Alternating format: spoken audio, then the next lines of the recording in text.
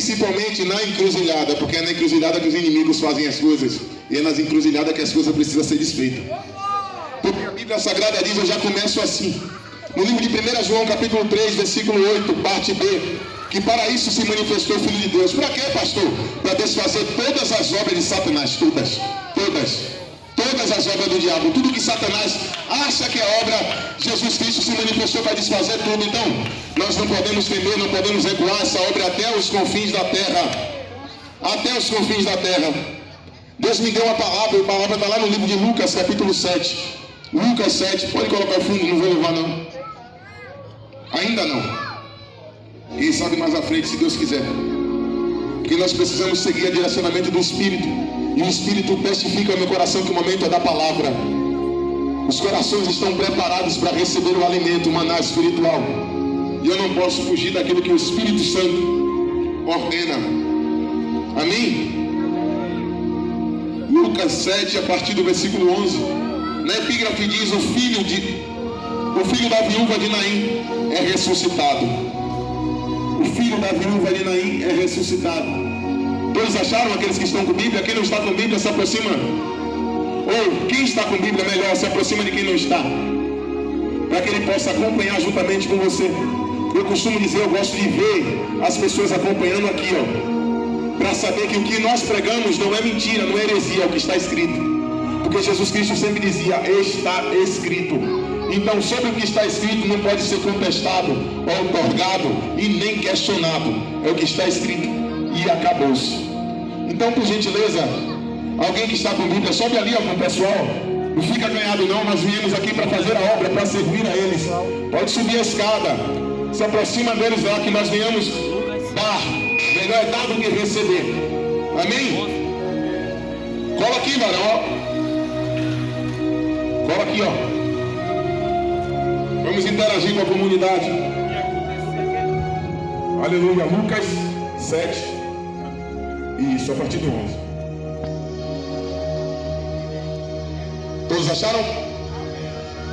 E diz assim, E aconteceu que no dia seguinte ele foi à cidade chamada Naim, e com ele iam muitos dos seus discípulos e uma grande multidão. E quando chegou perto da porta da cidade, eis que levavam um defunto, filho único de sua mãe, que era viúva, e com ela ia uma grande multidão da cidade. E vendo-a, o Senhor moveu-se de íntima compaixão por ela, e disse-lhe, não chores. E chegando-se, tocou o esquife, e os que levavam pararam, e disse, jovem, a ti te digo, levanta-te. E disse, jovem, a ti te digo, levanta-te. E disse, jovem, a ti te digo, levanta-te. E o que fora defunto assentou-se e começou a falar, e entregou-o à sua mãe, e de todos se apoderou o temor, e glorificavam a Deus, dizendo, um grande profeta se levantou entre nós, e Deus visitou o seu povo. E correu dele esta fama por toda a Judeia e por toda a terra circunvizinha. Até aqui. Nós estamos diante de um texto muito conhecido, porém deixou de ser pregado nos altares, no decorrer do dia a dia. As pessoas agora se atentam mais à pregação de chave de carro, chave de moto, chave de casa, a teologia da prosperidade, e não atentam mais ao poder, à graça salvífica do Senhor Jesus Cristo e a autoridade de Jesus. Embora nós tenhamos lido esse texto, eu preciso contextualizar para que você entenda. Jesus Cristo, no livro de João, capítulo 1, vai dizer que no princípio ele era o verbo estava com Deus, o verbo era Deus, e tudo que foi feito por ele, porque sem ele nada do que foi feito poderia ser realizado. Ele era a luz dos homens, e a luz resplandece nas trevas. Nós sabemos que Jesus Cristo foi o próprio Deus encarnado na terra, a palavra de Deus encarnada, porque no livro de Filipenses capítulo 2 diz que ele mesmo sendo Deus, ele não teve por prazer usurpar o seu trono, mas ele se despiu de toda a sua glória, e ele veio andar humildemente como eu e você na terra, dependendo do Espírito Santo de Deus, da graça de Deus, para que viesse realizar a obra e ensinar a forma que se vive o Evangelho. Nós sabemos que tinham ali no tempo de Jesus escribas, pessoas que conheciam da palavra, pessoas que eram religiosos da época, mas não viviam da forma que Deus queria que vivesse. Por isso que Jesus Cristo, quando chega vivendo, traz aquele impacto, e muitas pessoas às vezes olham para Jesus e quer matar, quer perseguir, quer caluniar. Porque quando a gente vive o evangelho genuíno da forma que Deus quer, da forma que Deus deseja, acontece duas coisas. Ou as pessoas olham para você e é confrontada pela forma que você vive e diz, eu preciso mudar. Ou as pessoas olham para você e é confrontada e dizem, quer ser mais crente do que todo mundo, quer ser santarrão. E às vezes tentam perseguir. Foi isso que aconteceu com Jesus Cristo. Mas entendemos que Jesus Cristo, na virtude do Espírito, ele vai até o Jordão antes de o Espírito descer de forma corpórea sobre ele. Ele vai até o Jordão e está lá batizando. João Batista batizando. E quando João Batista está batizando, Jesus Cristo chega. Ele não chega dizendo, eu sou Jesus, eu tenho toda a autoridade, eu tenho que ir na frente de todo mundo. Não, Jesus Cristo espera, respeita o ministério de João Batista e diz, convém que seja dessa forma. João Batista diz, eu não sou digno nem de desatar as sandálias dos teus pés, as alparcas do teu pé, eu não sou digno de desatar, de tirar. Aí Jesus Cristo diz, convenha que seja desta forma. E com toda a humildade ele é batizado por João Batista. E quando ele é batizado, a Bíblia diz, o céu se abre, a voz que vem do céu é, este é meu filho amado em quem eu me compraço, ouviu. E o Espírito Santo desce de forma corpórea, varão, e repousa sobre ele. E João Batista diz, eu vi, porque Deus me disse que sobre aquele que o Espírito descesse, esse era o Messias. E ele aponta Jesus para os seus discípulos, André e João, segue Jesus na mesma hora, para procurar saber onde é que ele mora. E aí, não se aparta mais de Jesus Cristo. Jesus Cristo começa, impelido pelo Espírito, levado ao deserto para ser tentado por 40 dias e 40 noites. Foi tentado por 40 dias e 40 noites. Pessoas dizem e atestam e pensam somente que Jesus Cristo foi tentado. Não, se é filho do homem, se você é o filho de Deus, transforma as pedras em pão. Não foi só isso. Foi dia e noite, durante 40 dias sendo tentado. Só que a Bíblia, ela dá a ênfase às coisas que foi o mais importante e mais interessante. E as coisas que é mais contundente. Porque se escrevesse tudo, até hoje nós não teríamos lido de Gênesis e Apocalipse. Mas nós lemos para que nós venhamos ter maturidade espiritual para poder servir a Deus e ter uma história com Ele. Tendo em vista isso, Jesus Cristo sai do deserto com toda a autoridade, pregando, curando, libertando, ministério profético. Onde Jesus Cristo passa, tem manifestação do Espírito. E as pessoas começam a admirar e observar a chamada profética de Jesus, porque era diferente.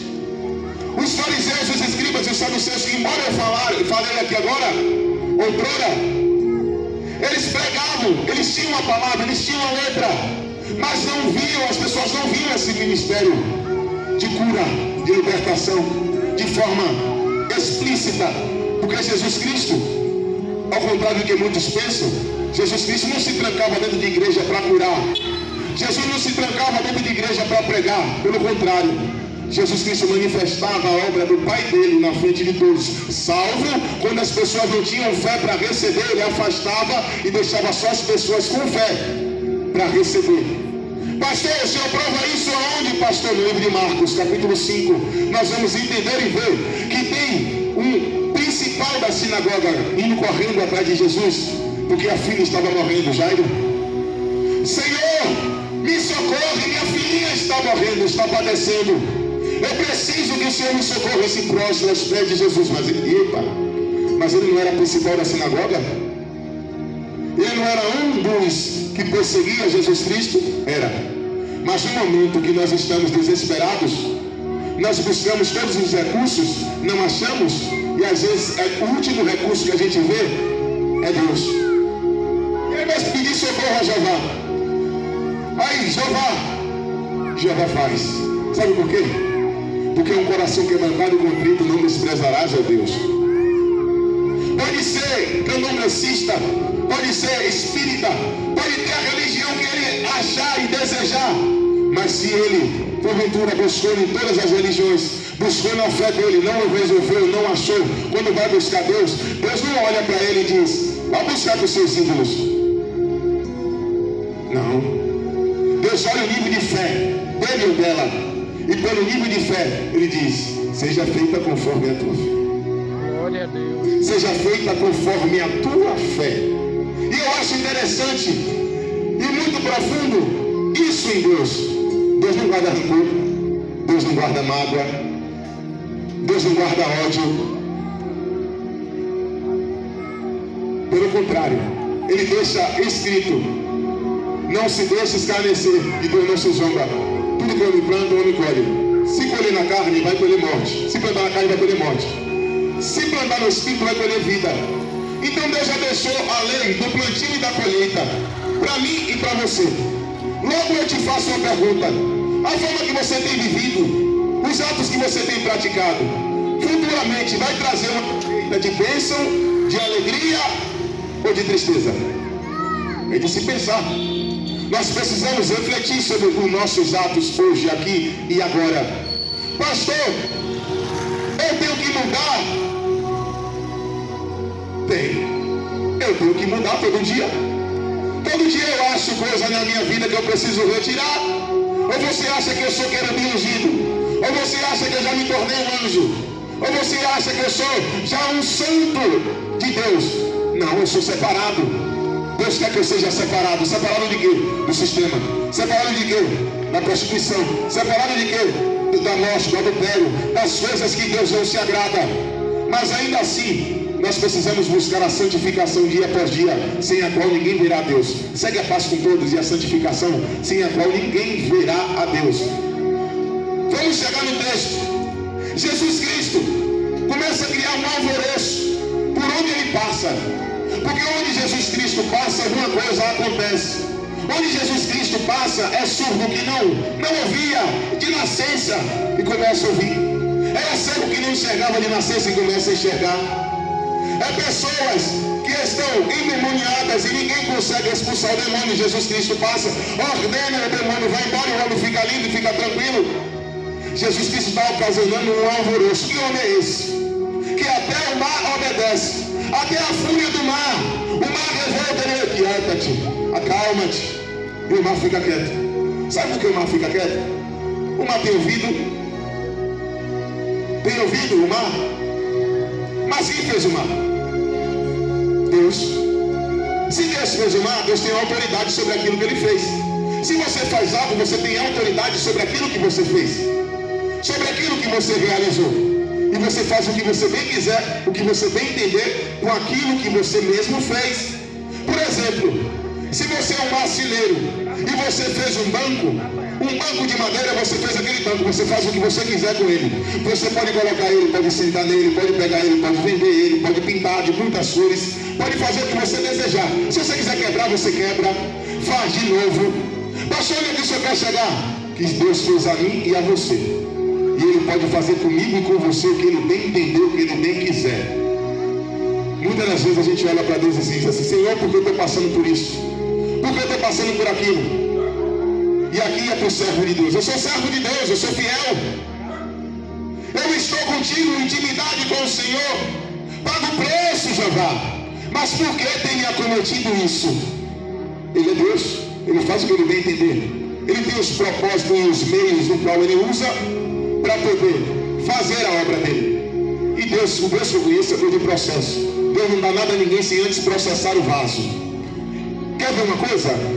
Eu vou chegar no texto, mas papai quer trazer essa introdução para que você entenda. Quando Deus diz assim: você tem uma chamada para ser levita, uma chamada para ser pastor, uma chamada para ser evangelista, as pessoas às vezes ficam alegres e maravilhadas: eu vou ser isso, eu vou ser aquilo, eu vou ser aquilo outro.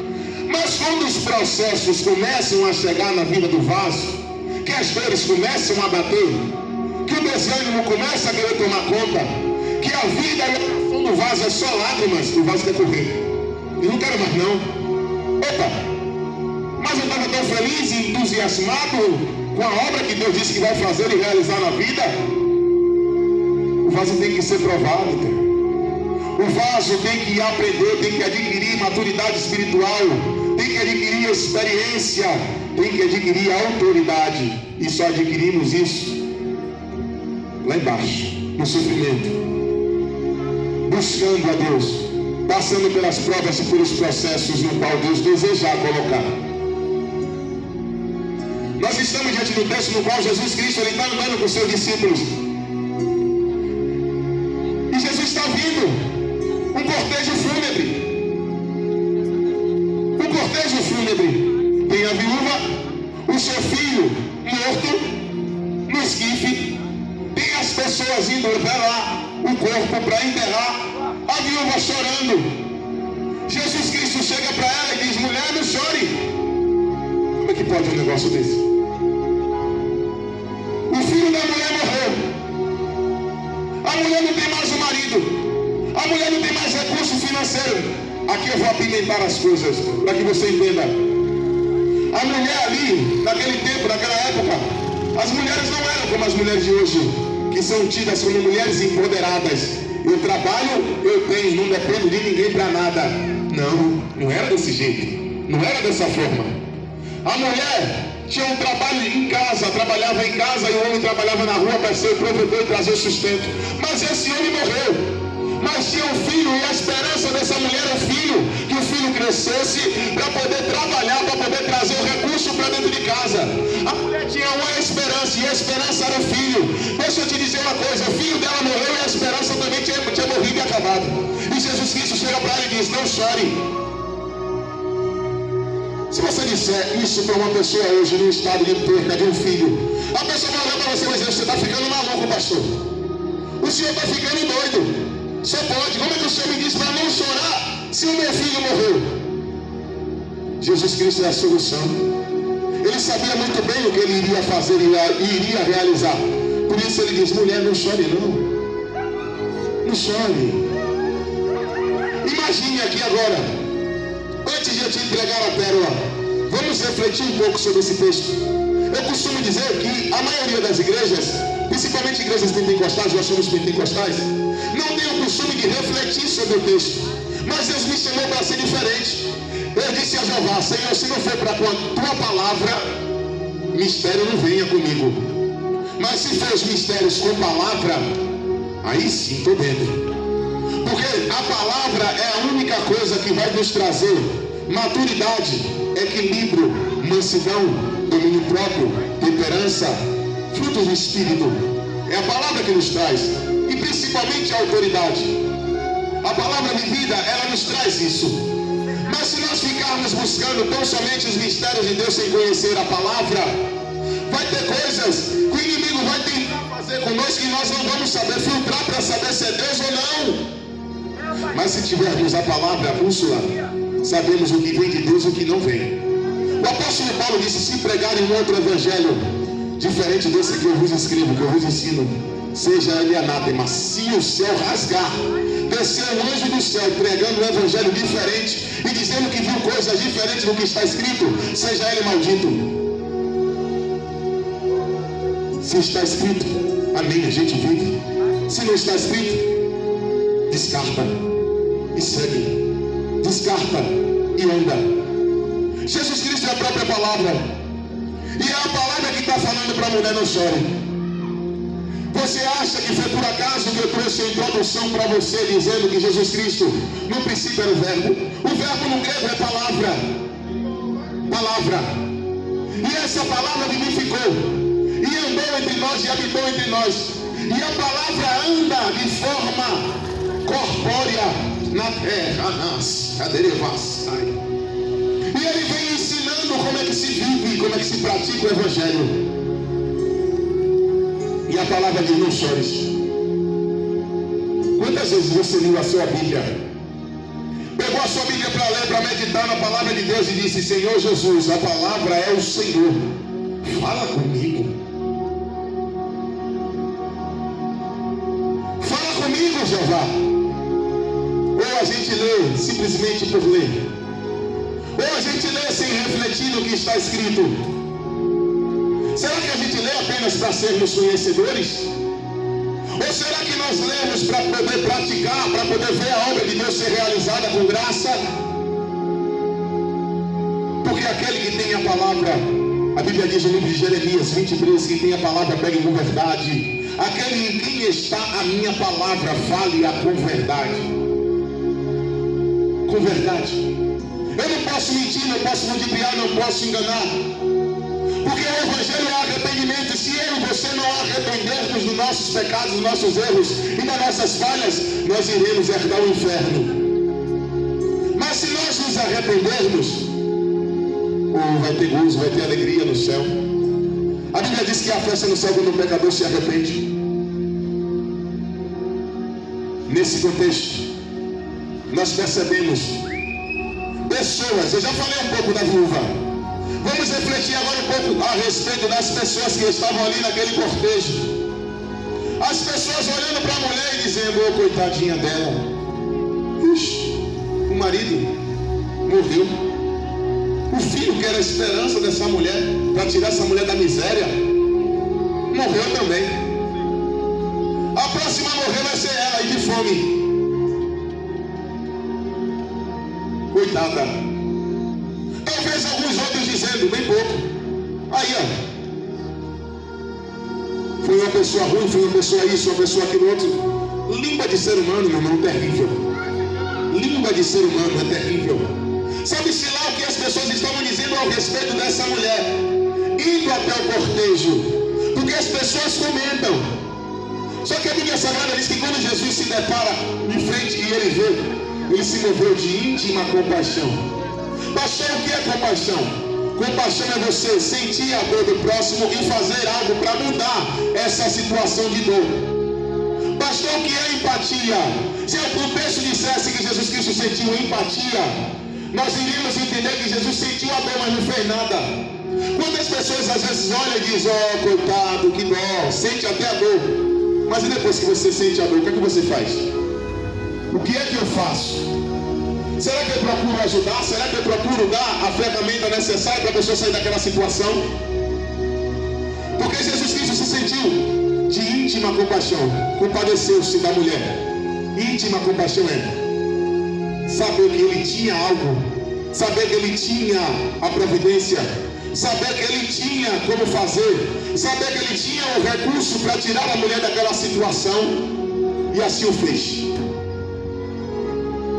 A congregação, quando está aqui presente, pregando o Evangelho para a comunidade, está demonstrando compaixão, porque tem a palavra, tem o Deus da palavra, tem intimidade com Deus, e sabe que se não se converter, não herda a salvação, e por isso vai às ruas, os becos, os valados, para anunciar e pregar para aqueles que estão em estado de aprisionamento espiritual. E Jesus Cristo toca no esquife. Por que, pastor, Jesus toca no esquife? Porque Jesus Cristo era nazireu, era homem separado por Deus. Jesus Cristo, Sansão e João Batista, nós percebemos um homem, esses três homens na Bíblia, com o voto de nazireado, não poderiam raspar a cabeça, nem a barba, passar navalha, beber, não poderia beber o vinho, o fruto da vide. Nós vimos João Batista indo para o deserto. João Batista indo para o deserto, quando ele comia e o alimento dele era abelha e mel silvestre. Não era abelha, gafanhoto, perdão. Gafanhoto e mel silvestre. Sabe por que gafanhoto e mel silvestre? Porque as pessoas tinham medo do gafanhoto. Você já viu as pessoas orando na igreja dizendo assim, Senhor, repreende o gafanhoto, o cortador, o migrador. Sabe por quê? Porque eram esses que iriam e incutiam e destruíam a lavoura e a plantação das pessoas. E isso trazia medo para aqueles que tinham o plantio. Mas João Batista vem mastigando gafanhoto e comendo mel silvestre, dizendo assim, ó, o que vocês têm medo? Eu como com mel. O que vocês temem? Eu como com mel. Muitas pessoas às vezes têm medo de ir para a rua pregar o Evangelho. Tem medo para a boca de fumo pregar o Evangelho para aqueles que estão perdidos, para aqueles que estão na depravação, com arma na mão, arma na cintura, fuzil, colete. E às vezes Deus deu autoridade, mas às vezes o medo impede que as pessoas vão fazer a obra.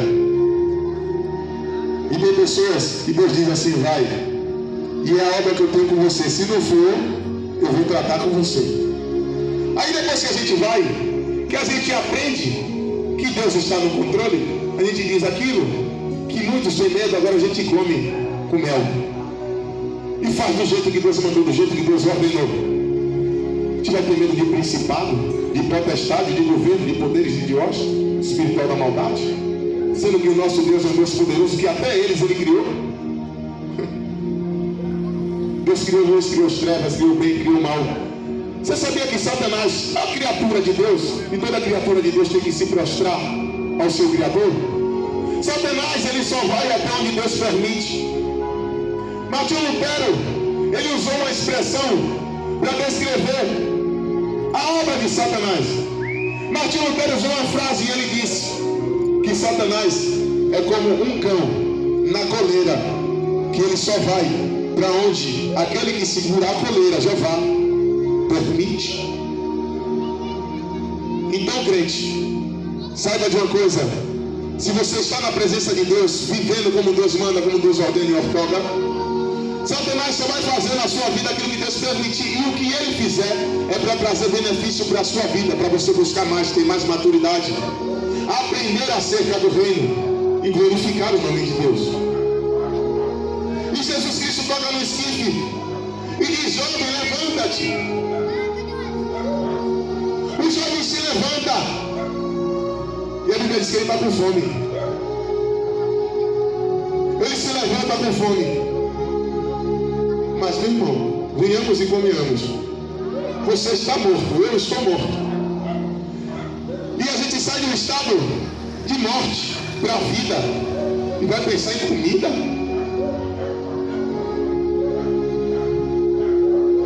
Tem um segredo aqui. Se a gente levar para o mundo espiritual, nós entendemos que todos aqueles que estão mortos espiritualmente, e quando ele sai dessa morte, desse estado de morte espiritual para a vida espiritual, o Espírito Santo faz ele sentir fome e sede da palavra de Deus. Fome e sede da palavra. Aí o jovem começa a buscar como nunca antes o primeiro amor. Começa a buscar, começa a ler, começa a pesquisar, começa a estudar acerca do seu Deus. Começa a orar, a pagar preço, começa a ver coisas do mundo espiritual, a visão começa a abrir. Começa a entender as coisas do reino, e a vontade de fazer a obra só cresce. Porque quanto mais você se alimenta espiritualmente, mais forte espiritualmente você fica, e mais sedento por ganhar almas você é. Agora eu imagino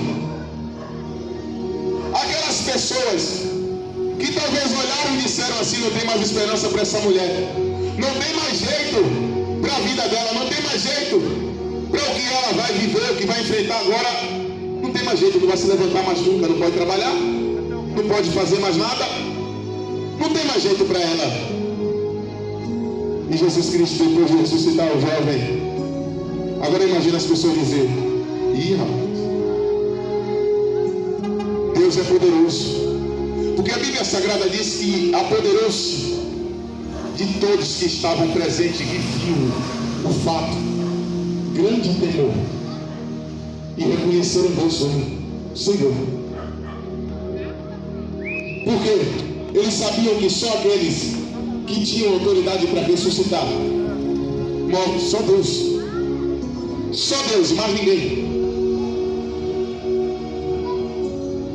Eu declaro em nome do Senhor Jesus Cristo que se você está num estado de morte espiritual, em nome do Senhor Jesus Cristo, receba essa palavra. Em nome de Jesus Cristo, levanta. Em nome do Senhor Jesus Cristo, se põe de pé para que Deus venha falar com você no mundo espiritual. Porque tem pessoas aqui, o Espírito me faz entender que tem ministérios aqui que foi enterrado, ministérios aqui que foi colocado na gaveta, porque o homem feriu, porque o homem machucou, porque o homem humilhou e disse: eu não quero mais isso para mim. Enterrou as ferramentas. Mas Deus te chama para levantar, se pôr de pé. Porque Deus, a vontade de Deus não é que o homem se perca, nenhum homem se perca. A vontade de Deus é salvar a todos. Mas para eu ser salvo por Deus, não depende só de Deus. Deus já fez o que tinha que fazer. Mandou o seu filho para que morresse por mim e por vocês na cruz do Calvário. E a Bíblia Sagrada diz que o Filho do Homem seria levantado e todos aqueles que olhassem para ele seriam salvos. Como a serpente no deserto, o Filho do Homem tem que ser levantado e todos aqueles que olharem para ele serão salvos. Olha como, pastor, os olhos fitos em Jesus, autor e consumador da vossa fé. Olha como, pastor, meditando na palavra todos os dias para fazer conforme está escrito. Olha como, pastor, renunciando à carne, os desejos pecaminosos. Olha como, pastor, se afastando da aparência do mal. É desse jeito. Eu não vim aqui mentir e nem trazer entretenimento para você. Eu vim aqui trazer a palavra de vida, a palavra de salvação, a palavra de transformação, a palavra que sara, que cura, que liberta, que transforma, que põe o homem de pé, que pega o abatido e faz novamente ele ser restaurado para restaurar. Só que a Bíblia Sagrada diz que nos últimos dias os homens seriam amantes de si mesmos, pretensiosos, soberbos, altivos, gananciosos, invejosos. Eles iriam guardar para si riquezas. A Bíblia Sagrada diz que os homens seriam dessa forma. Saiba, porém, isso, Timóteo, que os homens procurarão levantar líderes que falem segundo o coração deles, segundo o que eles querem ouvir. Muitas pessoas não querem mais ouvir o que Deus tem a dizer, mas querem ouvir o que as suas entranhas desejam receber da parte de um Deus que eles fantasiam. Porque eu não vejo na Bíblia Sagrada Deus fazer aquilo e só aquilo que o homem deseja. Olha o que a Bíblia Sagrada vai dizer: deleita-te no Senhor e Ele concederá o desejo do teu coração. Se você parar para entender e pesquisar acerca desse texto, deleita-te no Senhor. O que é deleitar-se? É fazer, é estar perto, é fazer aquilo que aquele que te comprou quer que você faça. Deleitar-se, obedeça. Deleitar-se, tenha intimidade. Deleitar-se, busque. Deleitar-se, esteja próximo. E Ele concederá o desejo do teu coração. Só que aqui é o segredo: se você se deleitar no Senhor, se você buscar a Deus, o desejo não é mais seu, é dele. Porque quanto mais você se aproxima dele, mais o Espírito Santo te trata, e aquilo que você deseja, o Espírito te coloca. E o desejo do coração já não é mais prostituição. Porque a Bíblia diz no livro de Marcos, no capítulo 7, que do coração do homem sai a prostituição, o adultério, o homicídio. Do coração do homem sai tudo aquilo que não presta. Imagine se Deus, o Deus poderoso e conhecedor e onisciente disso, vai chegar para o vaso e vai dizer: eu vou conceber tudo que o seu coração deseja. Do jeito que o seu coração está, tudo que o seu coração deseja, eu vou conceber. Prostituição, Deus não compactua com isso. Adultério, Deus odeia o adultério.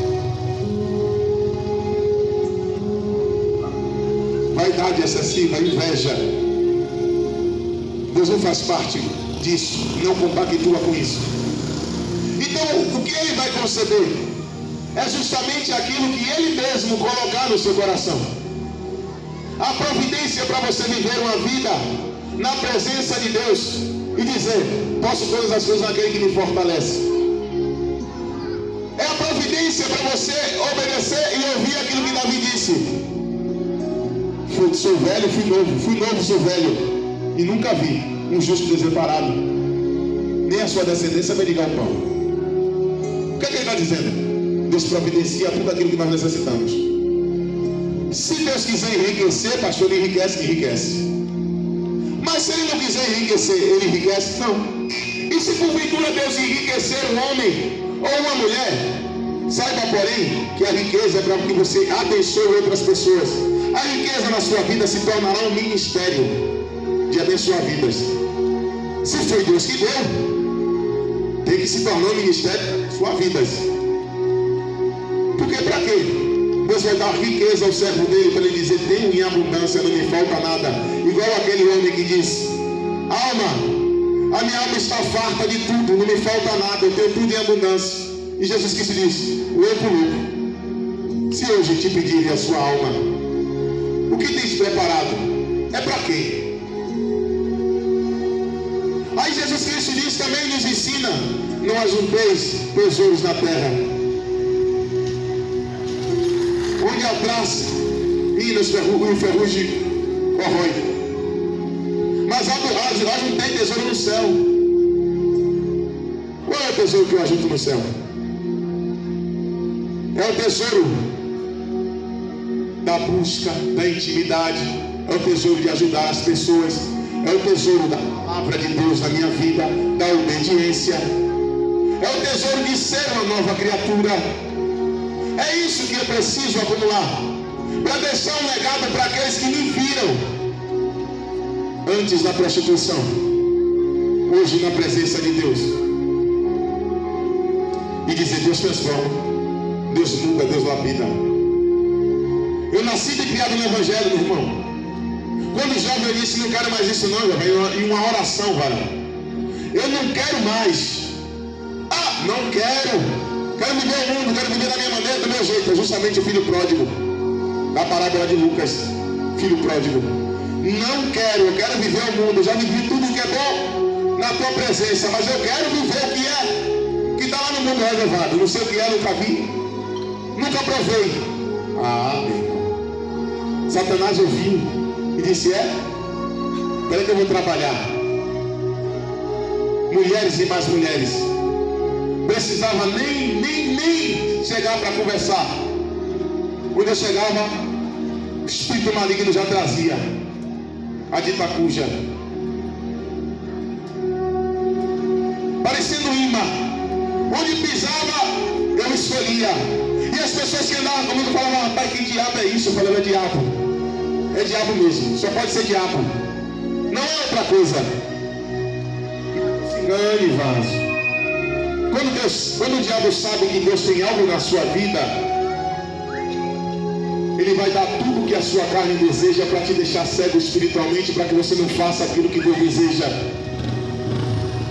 A Bíblia no livro de Coríntios, 2 Coríntios, capítulo 4, versículo 4, vai dizer que Satanás, o Deus diminuto, o Deus desse século, cegou o entendimento dos incrédulos, para que não veja resplandecer o Evangelho da glória de Jesus Cristo. Como é que Satanás trabalha? Você acha que ele trabalha apresentando-se para você como diabo? Não. Ele se apresenta se mostrando ser uma coisa boa, uma coisa agradável, uma coisa que vai te ficar feliz e realizado. E quando você está na situação, todo mundo observa e percebe que você está no fundo do poço, só você não enxerga. Todo mundo vê e olha e diz: rapaz, está perdido, está perdida. E não vê e não enxerga, que só sofre, só chora, só padece. O espírito de depressão querendo tomar a terra. Qualquer coisa que ouve já está chorando. Aí vai se ater em canções e mais canções. Canções e mais canções de sofrimento. Começa a lembrar do passado de namorico. Ai meu Deus, por que eu não estou com ele? Por que eu não estou com ela? E começa a chorar e ficar depressivo e angustiado. E o diabo só ferindo a alma. E o vaso cantando. Mas antes era vaso. Antes estava na presença de Deus. Terra nasce. É preciso de uma mulher de autoridade, terra. Ei, Jeová. Abraça aquela jovem aqui, ó. Essa que está com a mão para cima, assim no rosto. Isso. Aleluia. Abraça ligada com Deus. Porque tem um espírito de depressão que roda ela. Tem um espírito de depressão que ronda a vida dela. Mas em nome do Senhor Jesus Cristo, vai cair por terra hoje. Traz. Externas. Alabanco, anagaço. Ei, Jeová. Tu és poderoso. Tu és glorioso. Pai, em nome do Senhor Jesus Cristo, meu Senhor. Eu repreendo, meu Senhor, esse espírito de depressão que ronda a vida dessa jovem, Senhor. Em nome do Senhor Jesus Cristo, trazendo tristeza para o íntimo. Pai, fazendo ela desacreditar da vida. Em nome do Senhor Jesus Cristo. Pai, eu profetizo sobre a vida dela, em nome de Jesus, que o Espírito, Senhor, que ronda ela, meu Senhor, vai cair por terra, em nome de Jesus. Unge ela, pé, cabeça, coração. Repreende o espírito da prostituição e o espírito da depressão. Aleluia. Tu tens liberdade para operar, Jeová, como o Senhor quiser. Sou vaso, sou veículo, sou. A glória é tua. Tu és poderoso. E nós entendemos e percebemos que é isso que o diabo quer. Ferir o nosso coração, ferir a nossa alma, fazer a gente pensar que não tem mais jeito, como essa viúva achou que não tinha mais jeito, porque aquilo que ela tinha esperança, no qual ela tinha esperança, tinha morrido, o filho dela. Mas quando Jesus chega para restituir sonho, Jesus Cristo chega para restituir projetos, Jesus Cristo chega para restituir aquilo que se havia perdido na nossa vida.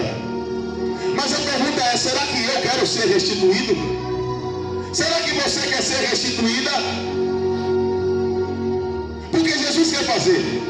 Mas será que eu quero aquilo que Jesus quer fazer? Será que eu tenho fé para receber? Porque Jesus Cristo não me fez para ir para o inferno, não te fez para ir para o inferno. O inferno não foi feito para ser humano nenhum habitar. O inferno foi feito para Satanás e seus anjos caídos. Mas só que Satanás quer levar pessoas para lá. Ele não quer ir só. O inferno é tão terrível, mas tão terrível, que tem uma passagem na Bíblia que Jesus Cristo expulsa os demônios que estão lá no endemoniado de Gadara. E nem para o inferno ele quer ir. Ele quer ir para os porcos. Ele não quer ir para o inferno. Por que ele não quer ir para o inferno? Ele sabe que é lugar de tormento. Mas às vezes a gente fica passando despercebido, e com o pé já lá no inferno, e Deus querendo tirar, querendo nos alertar, nos mostrando que o lugar não é um bom lugar para se habitar. Deus quer e Deus pode mudar a sua história e mudar a sua vida, mas você precisa dar um passo. Tem pessoas que estão conosco hoje e diziam assim, quando eu mudar eu vou. Eu cheguei para ele e disse assim, varão, deixa eu te dizer uma coisa. A Bíblia Sagrada diz no livro de João, capítulo 15, versículo 5, parte B, que sem Jesus Cristo nada podereis fazer. Como é que você vai mudar a sua vida sem Jesus na sua vida, terra? Primeiro você vem para a presença e depois Jesus Cristo te trabalha, te lapida, te transforma, te limpa, te restaura e te levanta. Hoje, obreira da casa do Senhor, prestes a ser missionária. Mas por quê? Porque ouviu a chamada de Deus, ouviu aquilo que Jesus Cristo falou ao respeito dela e chamou. Jesus Cristo está chamando pessoas aqui. Só que não depende só de Jesus chamar. As pessoas precisam querer vir até Ele. Mateus 11 vai dizer: vinde a mim, todos que estão cansados, oprimidos, sobrecarregados, e eu vos aliviarei. Tomai sobre vós o meu jugo, que é leve, e o meu fardo, que é suave, e alcançarei descanso para vossas almas. Jesus Cristo chama para aliviar as cargas, mas às vezes as pessoas não querem ser aliviadas. Jesus chama para transformar a vida, mas as pessoas não querem ser transformadas. Eu não vim pregar religião, não, eu vim pregar Jesus. Porque o que salva não é religião, é Jesus Cristo. A Bíblia vai dizer: se porventura vires a voz do Senhor teu Deus, não endureçais o vosso coração, como fizeram os israelitas no tempo no deserto. A Bíblia Sagrada diz no Salmo 7 que se o homem não se converter, Deus já tem a sua espada preparada e o seu arco pronto. Sabe o que é isso? É destruição na serra. A Bíblia Sagrada vai dizer no livro de Provérbios, capítulo 29, versículo 1, que ao homem que é muito advertido e endurece a cerviz, não quer mais ouvir ninguém, se torna orgulhoso e soberbo, vem sobre ele destruição repentina sem que haja reparo. Sem que haja reparo. Já teve pessoas que foi no ministério, Deus mandou entregar esse texto, Provérbios 29, 1, e hoje não faz mais parte da terra. Desceu a sepultura, detalhe, Deus falou, sem salvação. Um jovem, e muito me dói quando eu conto esse testemunho, Deus me usou para um jovem, tinha saído da igreja, e estava brincando de entra e sai na igreja, e Deus mandou dizer a ele, olha jovem, deixa eu te dizer uma coisa, Deus mandou dizer para você que a figueira vai balançar, e se você não tomar posição de vaso, você não vai ficar firme na presença, e se você não ficar firme na presença, já tem pessoas preparadas para tirar sua vida só olhando para você, dizendo, no dia que sair eu mato. Para você saber que é Deus, Deus vai te encher com o Espírito dele agora. E Deus encheu, tomou o vaso, mas tomou de forma tremenda. Mas o vaso ficou na presença? Saiu da presença. Atrás do atacarejo, o vaso tomou mais de 20 tiros na cara, a cara ficou irreconhecível. Falei, Jeová, é lastimável essa situação. A vontade de Deus não é matar ninguém. Deus não se alegra com a morte de ninguém. Sabe com quem Deus se alegra? Salmo 116, 15. Preciosa é ao Senhor a morte dos seus santos. Aqueles que têm intimidade com Deus e vida com Deus, quando morrem na terra, é preciosa as horas de Deus. Deus se alegra, porque vai para Ele. Mas Deus não tem prazer na morte do ímpio. Ezequiel está escrito, Deus não tem prazer na morte do ímpio, mas na morte daqueles que são dele, Ele tem prazer. Precioso é aos olhos dele. Se você tem Jesus Cristo e você morrer, precioso é aos olhos dele a sua morte, porque você vai para Ele. Mas se não tem, precisa fazer uma aliança. E tendo em vista isso, eu preciso perguntar se tem alguém aqui que deseja reconhecer Jesus como Senhor e Salvador da vida, mudar de vida, mudar a história e saber que Jesus Cristo pode trazer esperança para a tua vida novamente. Só depende de você. Vem aqui na frente que eu quero orar por você. Ah, pastor, mas eu não consigo, pastor, me firmar na presença de Deus. Seja sincero. Continue caminhando e se porventura pecar, não se esconda de Deus. Uma hora Deus te liberta. Mas o que você não pode ficar é brincando de segredo, fazendo as coisas querendo fazer o errado na igreja. Mas se você está na igreja e você pratica algo errado querendo fazer o certo, você ainda não foi liberto e você está passando por um processo de libertação. É o que muitas pessoas não entendem. A Bíblia Sagrada fala acerca de uma mulher que andava encurvada por 18 anos, encurvada.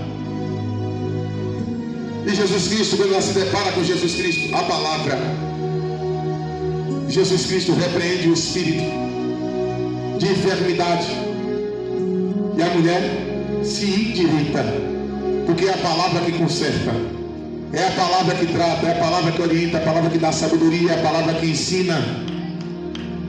No livro de Salmos 138, versículo 2, vai dizer que Deus colocou a sua palavra acima do seu nome.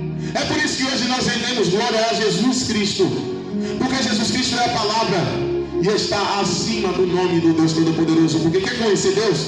Conheça Jesus. Deus colocou a palavra acima do nome dele. E nós precisamos entender isso, que a vontade de Deus é essa.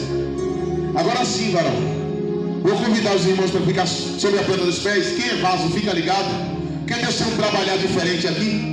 E Deus já falou que essa terra aqui é terra onde a gente precisa dar liberdade para o Espírito operar. Até aqui, Deus nos ajudou na palavra. Que Deus abençoe, guarde, livre de todo mal, e que você venha entender e abrir o seu entendimento e saber que só a palavra cura, liberta e transforma, e só Jesus Cristo é o caminho, a verdade e a vida. Aí ninguém vai ao Pai se não for por Ele. Coloca aquele som, varão, por gentileza.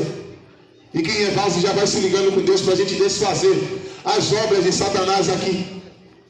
Espírito da prostituição, espírito da morte, espírito das enfermidades vai ser repreendido em nome do Senhor Jesus Cristo. Porque o Senhor me disse que onde nós pisarmos a planta dos nossos pés, é para a gente com autoridade repreender esses espíritos, para que a terra não seja da mesma forma e da mesma maneira.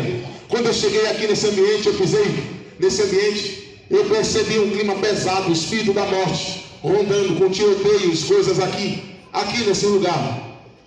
Não sei se a guerra é daqui, não sei. Mas o Espírito Santo de Deus, ele testifica que a vontade de Satanás é beber sangue aqui nessa localidade. Beber sangue aqui nessa localidade. Mas o Espírito Santo de Deus, ele vai desfazer. Em nome do Senhor Jesus Cristo. Coloca aquela outra.